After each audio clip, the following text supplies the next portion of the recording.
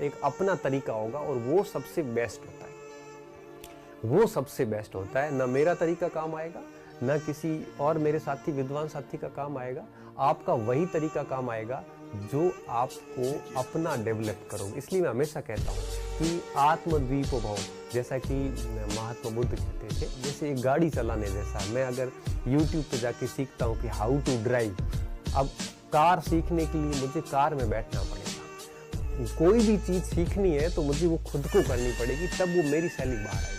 अब YouTube videos देख के ऐसे पेपर फॉलो करना नहीं सीख सकते, ठीक है। मेरी बातें थोड़ी कड़वी लगेगी आपको, लेकिन निश्चित रूप से आप इन चीज़ों को इनकार नहीं कर सकते। अब 1000 चीज़ें लोगों से सीख लेना, लेकिन एग्जाम हॉल में जाके आप वही करने वाले हो जो आपने अभ्यास के दौरान सीखा था। इसलिए कहता हूँ आप अपनी खुद की जो शैली है वो डेवलप कीजिए। एक चीज, अगर आप चाय पीने गए हैं, दोस्तों के साथ गए हैं, थड़ी पे चले गए, कहीं बाहर निकल गए, तो आप किसी दूसरी टॉपिक पे बात कर लीजिए। आप पटवारी की तैयारी कर रहे हैं तो पटवारी के संबंध में बात मत करो। आप असिस्टेंट प्रोफेसर की तैयारी कर रहे हैं तो उससे संबंध में बात मत करो। आप SI पर तैयारी कर रहे हैं, आप उससे संबंधित किसी से बात मत करो। आप सिर्फ और सिर्फ अपने कंटेंट पे ध्यान रखिए। आप जितनी लोगों से राय लोगे उतना ही आप डिप्रेशन में जाओगे, मैं आपको आज ही बोल रहा हूँ। तो सबसे पहला काम ये कीजिए कि दुनियादारी को छोड़िए, बातें कीजिए लोगों से, सारा कुछ कीजिए। न ही किसी भी व्यक्ति को जाके यार ये कैसी है, या आप किसकी जो जिस किसी की एग्ज़ाम की तैयारी कर रहे हैं वो कैसे है, किसी को न पूछें। ये पूछने से आपका सबसे बड़ा कॉन्फिडेंस है वो खराब हो जाएगा। तो पहला काम ये कर लें। इसमें इतना हाइपर होने की, पैनिक होने की आवश्यकता नहीं है। आपको सिर्फ और सिर्फ अपने कंटेंट पे ध्यान देना है ताकि आप बढ़िया तरीके से पढ़ सको। एक तो ये काम कर लो। दरअसल क्या हो ना, मनुष्य मस्तिष्क की एक क्षमता होती है कि अगर वो 15-20 दिन तक चीज़ें नहीं पढ़ेगा, वापस 20-25 दिन तक अगर नहीं पढ़ेगा, तो क्या होता है, ज्ञान थोड़ा सा धुंधला हो जाता है। फिर एग्जाम हॉल में जाके हम 2 विकल्प में जाके कहीं ना कहीं फंस जाते हैं।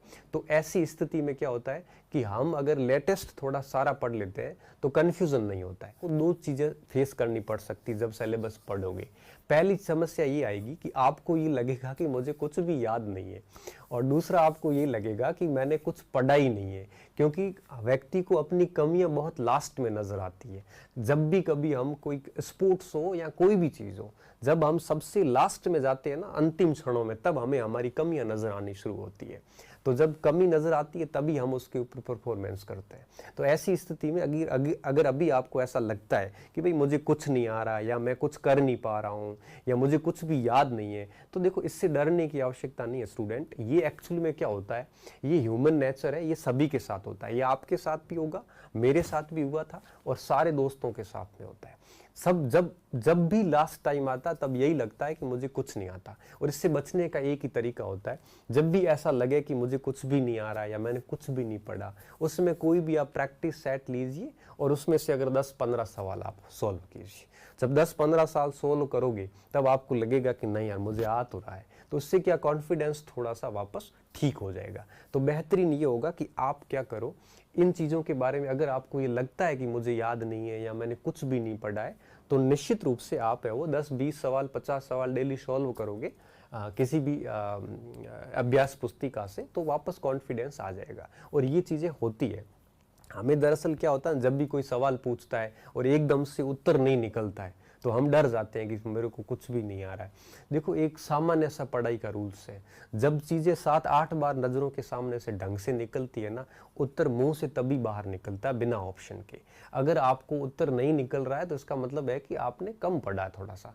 परीक्षा पास करने के लिए उत्तर मुंह से निकलना ज़रूरी नहीं है। परीक्षा पास करने के लिए अगर आपने 3-4 बार सिलेबस ढंग से भी पढ़ा है तो भी आप ऑप्शंस देखकर आराम से उत्तर निकाल सकते हो। हमें यहाँ पे कोई विद्वान तो बनना नहीं है, परीक्षा पास करनी, और वो 3-4 बार सिलेबस अगर आपने पढ़ा है तो निश्चित रूप से वो वैसी हो जाएगी। तो आपको इसमें ऐसे टेंशन लेने की जरूरत नहीं है जैसे आपको लग रहा हो कि भाई मैंने कुछ नहीं पढ़ा है या मुझे कुछ भी नहीं आ रहा है। ये बातें सब झूठी है, आपको आ रहा है लेकिन आपको पता नहीं चल पा रहा। मैं ये मानता हूँ मैं आपको कितना भी सिखा दूँ, लास्ट में आप वही करके आओगे जैसे आप हो। जैसे कोई कराटे या जूडो सिखाता है, तो जूडो सिखा दिया कि भाई कोई ऐसे करता है आपको ऐसे प्रहार करना है, अब इससे क्या होगा, आप लास्ट में वही करोगे जैसे आप हो। इसलिए आप अपनी खुद की शैली डेवलप कीजिए, किसी से पूछिए मत कि मुझे पेपर कैसे करना है।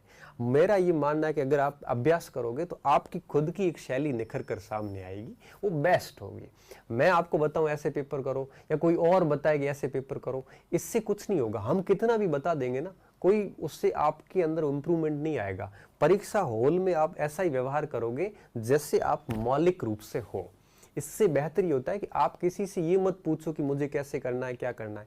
आप खुद अभ्यास करोगे तो आपकी अलग से यूनिक शैली निकलेगी बाहर, और उसमें आप फिट बैठोगे। मैं जो बताऊंगा वो मेरे लिए फिट बैठती है।